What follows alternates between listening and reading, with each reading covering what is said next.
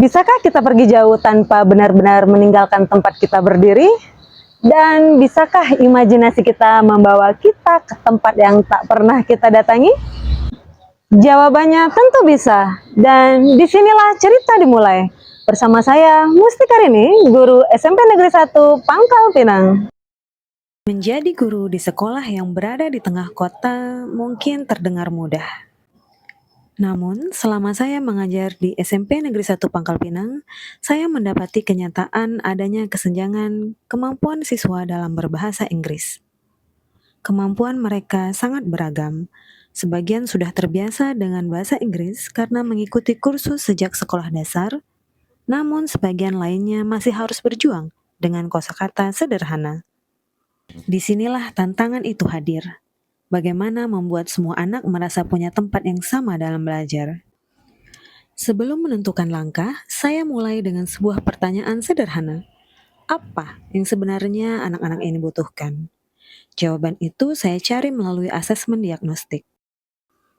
Hasilnya jelas, ada siswa yang mampu menjawab soal dengan mudah, namun sebagian lainnya masih perlu pendampingan. Selain mengukur kemampuan awal, asesmen diagnostik yang saya beri melihat kecenderungan gaya belajar siswa. Hasilnya adalah gaya belajar siswa beragam dan membutuhkan cara belajar yang berbeda. Hal ini menantang saya agar berpikir kreatif untuk menciptakan pembelajaran yang menarik. Dari sinilah, sebuah gagasan menggunakan virtual reality dalam pembelajaran. Dengan VR, anak-anak ini tidak hanya membaca teks deskriptif, tapi mereka bisa melihat, mendengar, dan merasakan. Seolah-olah nyata bahwa pengalaman belajar bisa membuka mata dan imajinasi mereka. VR memberi saya cara baru untuk menjembatani perbedaan kemampuan siswa. Di kelas, saya membagi siswa sesuai dengan hasil diagnostik. Siswa yang mahir, saya tantang mendeskripsikan secara detail apa yang mereka lihat dengan VR. Siswa yang berada di tingkat menengah, saya arahkan menemukan kosakata baru. Dan siswa yang masih kesulitan, saya dampingi dengan kalimat sederhana sebagai pijakan awal. Dengan begitu, setiap anak memiliki jalan masing-masing, namun tetap menuju tujuan yang sama. Belajar tidak lagi tentang siapa yang paling cepat, melainkan bagaimana semua bisa sampai bersama. Di akhir pembelajaran, saya melihat sesuatu yang berbeda. Mereka tersenyum, mereka bangga, dan saya tahu sesuatu telah berubah. Gimana belajar pakai VR? Seru banget, mantap.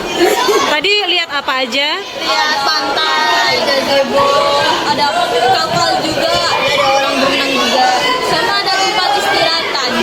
Seru, asik, terus banyak hal-hal yang bikin jadi kehidupan nyata. Terus ada kalau main roller coaster tadi itu kayak turunannya tuh tinggi, kayak nyata banget. Ya. Pengen lagi. Seru Seru banget, banget. grafiknya kayak asli. Iya, terus ada experience baru yang belajar. Oh gitu. Kayak ada Seru pokoknya.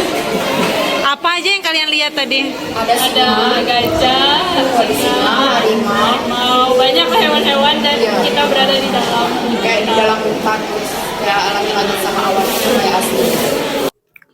Catatan refleksi siswa ini menjadi saksi. Ada yang menuliskan betapa pengalaman belajar kini terasa jauh lebih menyenangkan. Ada pula yang berkata, akhirnya ia mengerti materi yang sebelumnya terasa rumit dan membingungkan. Dan yang paling berharga, mereka menuliskan rasa dihargai, karena setiap gaya belajar diberi ruang untuk berkembang. Banget asik banget men. Terus Baru apa lagi yang pertama kali dilihat aku tadi? belajar interaktif kayak gitu. Baru pertama kali. Terus apa aja yang dilihat tadi? Aku tadi ngeliat ada harimau, ada singa. Bahasa Inggris bukan lagi pembelajaran yang menakutkan, melainkan petualangan yang menyenangkan. Dukungan dari rekan guru makin menguatkan langkah saya. Inovasi ini bukan hanya membantu siswa, tapi juga menyalakan semangat baru di lingkungan sekolah. Praktik baik ini juga saya bagikan kepada rekan-rekan di MGMP agar dapat memberikan manfaat yang lebih luas. Perjalanan ini tentu tidak mudah. Membagi waktu untuk merancang media VR dan mendampingi siswa seringkali menguras tenaga. Namun, setiap senyum mereka adalah energi baru untuk saya. Karena bagi saya, dedikasi seorang guru adalah tentang memberi tanpa menghitung. Teknologi hanyalah jembatan. Yang terpenting adalah hati guru yang ingin semua anak merasa dilihat, didengar, dan dihargai. Dengan VR, saya berusaha menjembatani kesenjangan itu, agar setiap anak, apapun kemampuannya, dapat belajar dengan gembira dan penuh percaya diri. Saya mungkin tidak mengajar di daerah terpencil, tidak melintasi sungai atau mendaki bukit setiap pagi. Tapi saya berjuang di ruangan yang berbeda, di antara anak-anak kota yang punya kesempatan belajar yang tak selalu sama. Terkadang dedikasi bukan tentang seberapa jauh kita menempuh jalan, tapi seberapa kuat kita berdiri di tempat kita berpijak.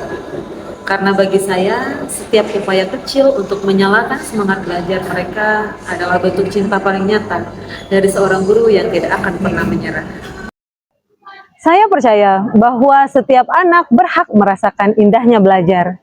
Dan dengan VR, saya tidak hanya mengajarkan materi pelajaran semata, tapi juga keberanian untuk melihat dunia.